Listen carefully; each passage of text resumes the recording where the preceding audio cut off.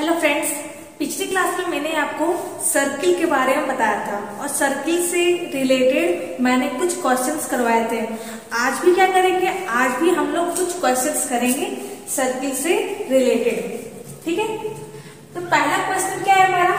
पहला है, आपको एक सर्किल दिया गया है, एक वृत्त दिया गया है जिसका डायमीटर यानी कि डाया कितना है? 14 सेंटीमीटर है और इसका जो एंगल है, एंगल कितना है? थीटा बराबर है 90 डिग्री यानी कि 90 डिग्री। आपको बोला गया है सेक्टर निकालने के लिए यानी कि त्रिज्यखंड निकालने के लिए। कौन सा त्रिज्यखंड?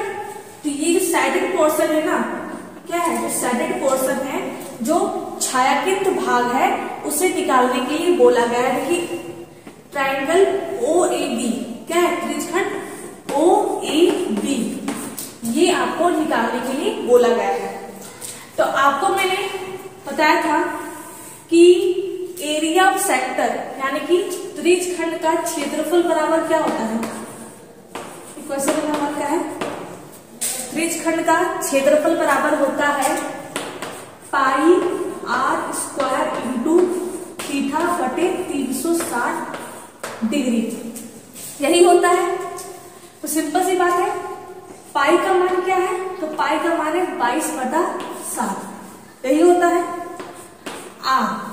अब देखिए, डायमीटर दे दिया गया है 14 सेंटीमीटर। आपको पता है कि डायमीटर का आधा यानी कि डायमीटर को अगर हम लोग दो पोर्शन में 14 को 2 से डिवाइड करेंगे तो हमारा त्रिज्या कितना आएगा? 7 सेंटीमीटर।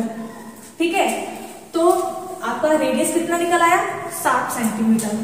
r स्क्वायर है यानी 7 इंटू 7 इंटू थीटा बटे 360 डिग्री। थीटा कितना है? तो थीटा आपका है 90 डिग्री। यहाँ देखिए कितना है? 90 डिग्री है, इंटू 90 डिग्री बटा 360 डिग्री। यही है आपका। मेरे सारे जो आपके पॉइंट थे यहाँ पुटअप कर दिए हैं। अब इसे सॉल्व करना है। सॉल्व कीजिए। 0 से 0 कट हो गया हमारा, 9 एकम 9, 9 चके 36। ठीक है, 7 से एक हमारा 7 कट गया है, 2 दूनी 4, 2 एकम 2, 2 एकम 2। ठीक है, तो 11 मल्टीप्लाई 7 डिवाइड 2, यही है आपका।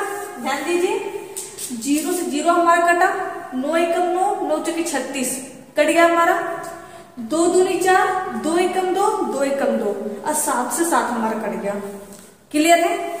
तो अब इसे सॉल्व करना है। तो 11 को 7 से अगर मल्टीप्लाई करेंगे तो कितना आएगा हमारा? 77 आएगा।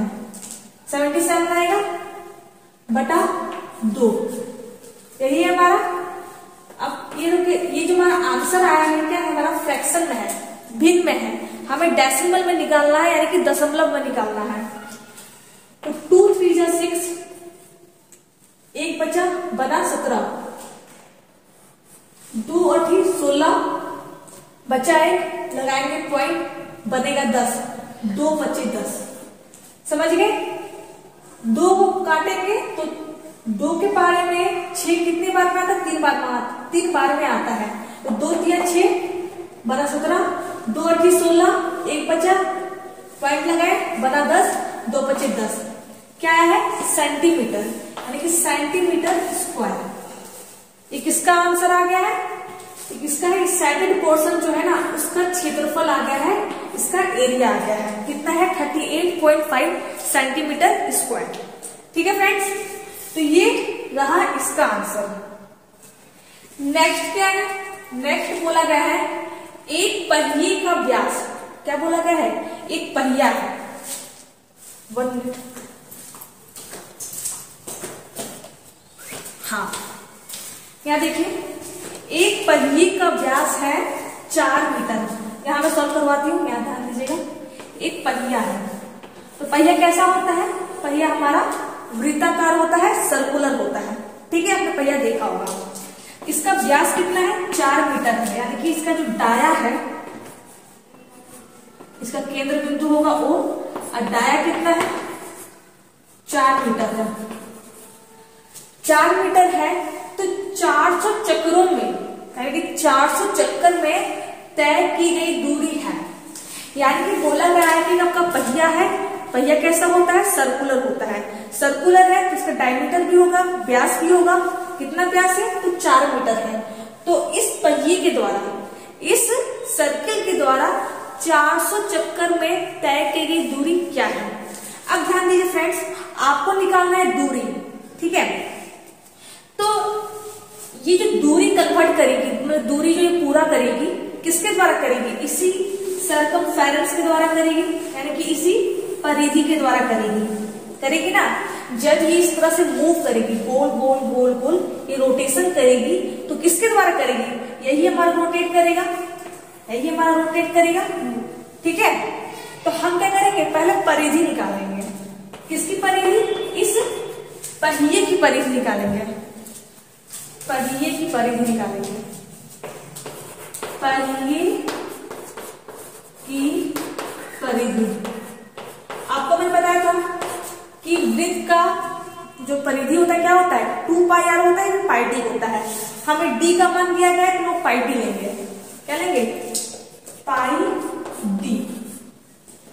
डी कितना है हमारा, 4 मीटर है, तो हमारा आ गया 4 पाई। समझ गए, वृत्त की जो परिधि होती है 2 होती है, 2 पाई आर भी होती है, पाई डी भी होती है। यहां मैंने पाई डी लिया है, ठीक है। तो पाई डी बराबर कितना है हमारा, 4 पाई, 4 पाई, ठीक है।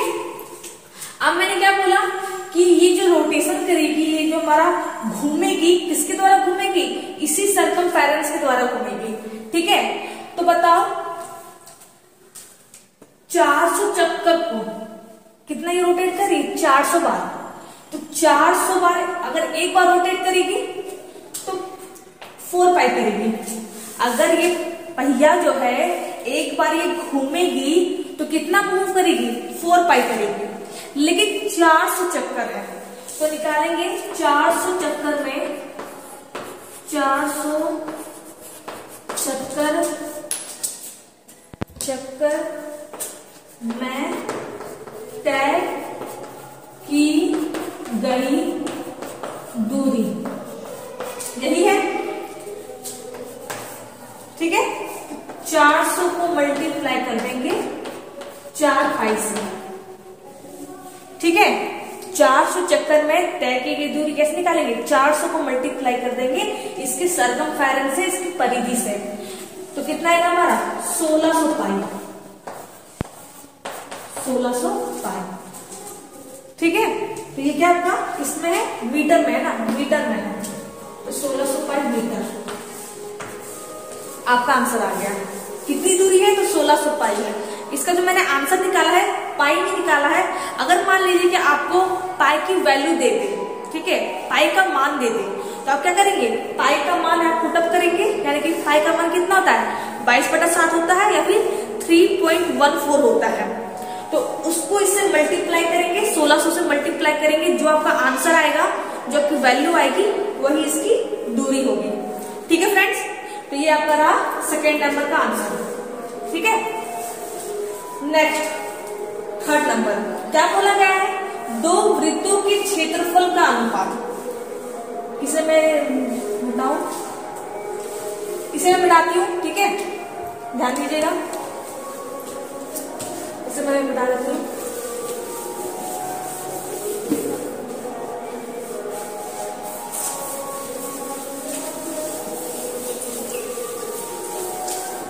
ध्यान दीजिएगा, ये क्या है आपका सेकेंड नंबर का आंसर है, ठीक है, क्वेश्चन नंबर 2 का आंसर है।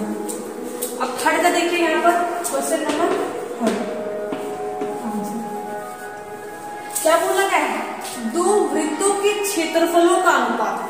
क्या है, 2 वृत्त है, एक वृत्त है और एक दूसरा वृत्त है, इसके क्षेत्रफल का अनुपात, ठीक है। यानी कि इसका क्षेत्रफल क्या होगा, A1 होगा, इसका क्षेत्रफल क्या होगा, A2 होगा, यानी एरिया 1 और एरिया 2, ठीक है। मैंने शॉर्ट फॉर्म में लिखा है A1 और A2। तो A1 और A2 के क्षेत्रफल का अनुपात, A1 और A2 के क्षेत्रफल का अनुपात, अनुपात यानी कि बटा कितना है, 4:9 है, 4:9 है।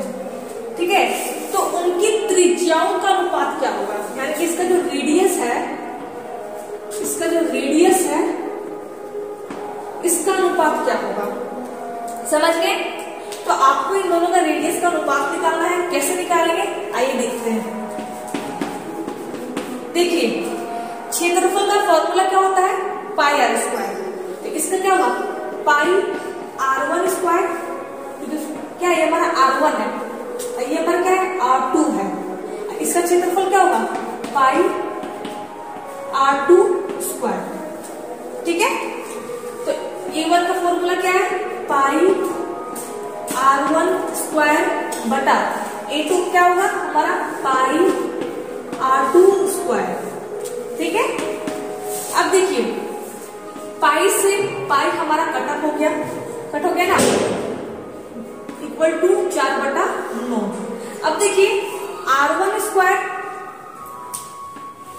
बटा r2 स्क्वायर, तो जब इसे हम क्या करेंगे, आपको पता होगा ये क्या यहाँ इधर स्क्वायर में है, यानी कि वर्ग में है। जब इसको इक्वल टू के इधर लाएंगे, बराबर साइन के इधर लाएंगे, ये हमारा रूट में कन्वर्ट हो जाता है। किसमें कन्वर्ट होता है, रूट में। तो r1 बटा r2 बराबर क्या होगा, √4/√9। यही होगा, जो स्क्वायर था r1 जो स्क्वायर था वो स्क्वायर इधर जाकर के रूट में कन्वर्ट हो गया, जो r2 स्क्वायर था वो स्क्वायर था हमारा इधर जाकर के रूट में कन्वर्ट हो गया। तो r1 बटा r2, √4 का वैल्यू क्या होता है, तो आपको पता होगा कि √4 का वैल्यू आपका होता है 2, होता है √9 का वैल्यू क्या होता है, तो आपको पता होगा 3 होता है ना। 2 दूनी 4 और 3 तिया 9। ठीक है, तो आपका r1 और r2 का अनुपात कितना निकल आया, 2/3। आपसे यही बोला जा रहा था कि उनकी त्रिज्याओं का अनुपात क्या होगा। उनकी त्रिज्याओं का अनुपात कितना है, 2/3 है। ये आपका आंसर आ गया। ठीक है फ्रेंड्स, तो फ्रेंड्स ये 3 क्वेश्चंस थे जो कि मैंने करवा दिए हैं। अगले क्लास में वृत्तखंड यानी कि सेगमेंट से रिलेटेड क्वेश्चंस करेंगे। ठीक है फ्रेंड्स, तो अगर तीनों क्वेश्चंस में कहीं कोई दिक्कत आई हो, प्रॉब्लम आई हो, तो आप मुझे कमेंट बॉक्स में कमेंट करें। अगर वीडियो अच्छा लगा हो तो वीडियो को लाइक करें, चैनल को सब्सक्राइब करें। Thank you.